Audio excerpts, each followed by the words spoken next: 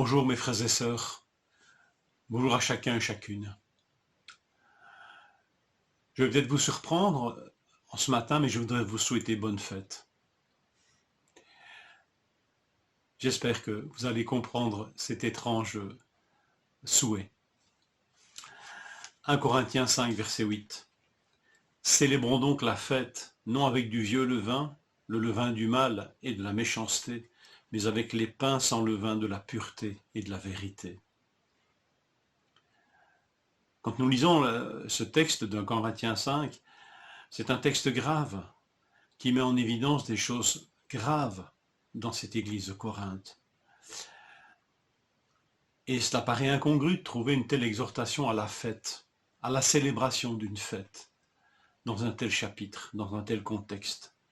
Péché grave et contagieux, désinvolture coupable de l'Église, question de se débarrasser du vieux levain, expression redoutable comme celle de livrer à Satan, exhortation à cesser de se gonfler de suffisance comme le levain fait gonfler le pain, eh bien cessez de vous gonfler de cette suffisance. Enfin voilà, tout est grave dans ce chapitre, tout est sérieux.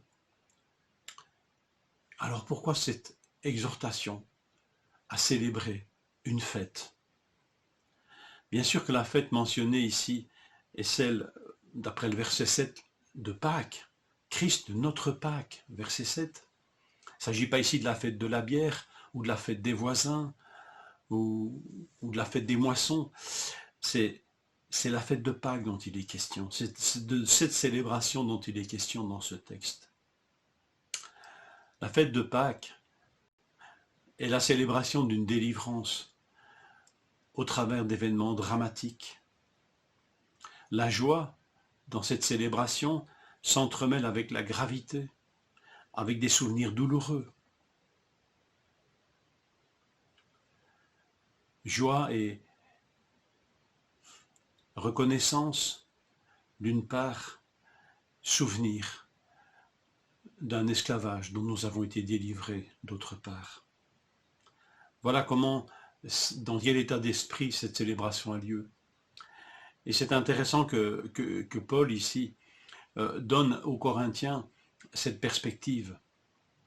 Il va falloir célébrer la fête de Pâques, il va falloir être sérieux, mais ne jamais oublier celui qui nous a délivrés de nos péchés. C'est la célébration d'une délivrance de l'esclavage, Pâques, qui affecte tout le peuple, toute la nation. C'est la célébration de la grâce de Dieu qui a épargné le peuple au moyen du sang d'un agneau répandu sur les montants et les linteaux des portes de toutes les maisons d'Israël. C'est la célébration d'un départ à la hâte, où le pain n'a pas eu le temps de lever. C'est la célébration d'un nouveau départ, pour un peuple comparé à une nouvelle pâte, sans levain. Vous avez remarqué que le levain est toujours vieux, n'est-ce pas? Puisque c'est une part de la pâte du jour qui est mise de côté pour le futur pain qui sera fait plus tard. Et ce vieux pain, ce vieux levain va faire lever toute cette nouvelle pâte. Alors, il n'y a rien de malsain dans cela, mais si ce n'est qu'il y a un symbole fort ici pour nous rappeler que peu de choses, peu de ce levain du passé peut affecter toute une pâte nouvelle.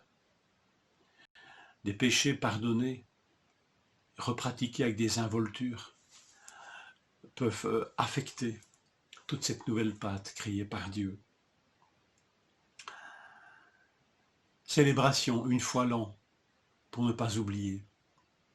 La fête de Pâques était précédée par la fête des pains sans levain. Pendant 7 jours, scrupuleusement, ou avant même de célébrer cela, on évacuait le levain, toute forme de levain, toute trace de levain de toutes les maisons, afin de célébrer cette fête de Pâques, sans levain, sans vieux levain.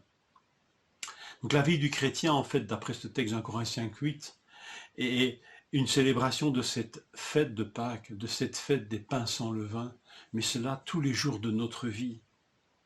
Ce n'est pas le sang d'un agneau qui nous couvre, mais c'est le sang de l'agneau de Dieu, Jésus-Christ, qui nous couvre de tout péché, qui nous fait échapper à ce jugement. Les pains sans levain sont nos vies. Christ, parce qu'il s'est offert lui-même, a fait de nous des pains sans levain. C'est ce qu'il est dit à nouveau au verset 7. Nous sommes une nouvelle pâte, sans péché, parce que le Christ nous a libérés de cet esclavage-là. Alors, les ingrédients de cette nouvelle pâte sont la pureté et la vérité. Célébrer avec les pains sans levain de la pureté et de la vérité. Le levain de la méchanceté, de la malice, de la malfaisance doit être scrupuleusement chassé, évacué, et nous y avons notre part. Mais dans cette joie d'être une nouvelle pâte, c'est plus facile d'évacuer ce qui est ancien quand on voit la beauté de ce qui est neuf et fait par Dieu. La vie du disciple est une célébration de la fête de Pâques tous les jours de sa vie. Mélange de joie reconnaissante, du souvenir de la pesanteur de l'esclavage du péché et de la puissance de salut que Dieu a déployé pour nous libérer de cet esclavage-là.